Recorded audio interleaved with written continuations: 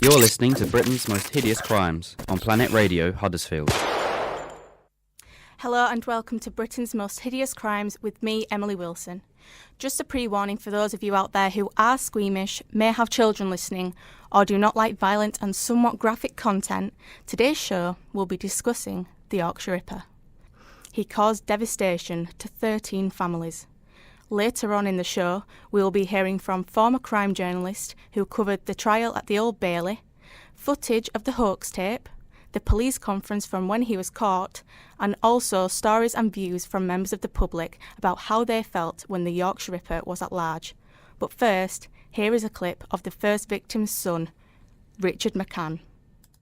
The picture that I'm going to show you appearing in the papers was how some of my mum's brothers and sisters discovered what happened that night. And that is that their sister or our mum had been murdered. A search was made and we found, first of all, a pair of ladies' shoes, and we have subsequently found a body of a woman.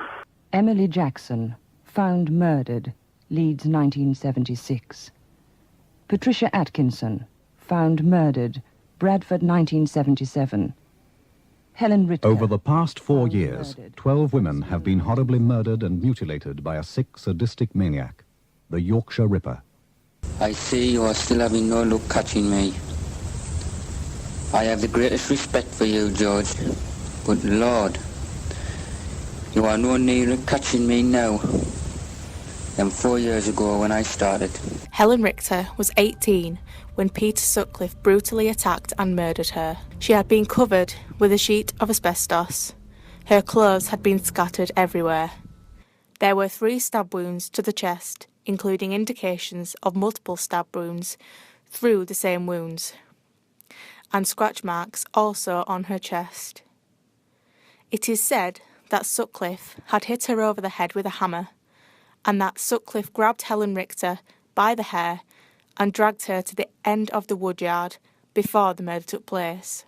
He admitted killing him, but he always said that, he didn't mean to make the voices from God. God told him to do it. There's lots of stories. Like a couple of my friends said they'd seen him in the Acker and he'd offered to give him a lift home and they'd said no, and looking back it was him. But I can tell you that we are absolutely delighted with developments at this stage. Absolutely delighted. To a couple of yards from the dock where Sutcliffe sat every day.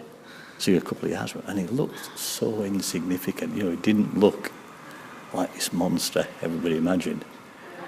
If you'd seen him in the street, you'd have just walked past him. Yeah. Like a normal yeah. thing. The other interesting thing was, obviously, there was a huge queue every morning of members of the public, because they did have some public benches available in a gallery where people could come in.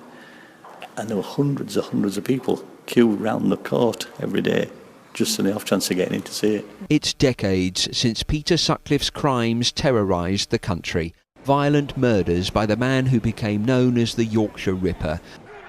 Once caught, he blamed voices in his head, but now doctors believe his mental state has improved and have recommended Sutcliffe be moved from high security hospital to prison. Wilma McCann was the first woman he killed in October 1975. Wilma's son Richard told me if the prison move happens, he'll accept it. Nothing's going to bring my mum back. Him being sent there or not. So the big picture is it doesn't change much for me. But in Richard's view, Sutcliffe will always be unwell. The guy's ill. He's ill. For him to have done the things that he did and for example, not to show remorse over the years, that's an illness. Tune in next Wednesday at 1:30 for more Britain's Most Hideous Crimes. Thank you for listening and goodbye.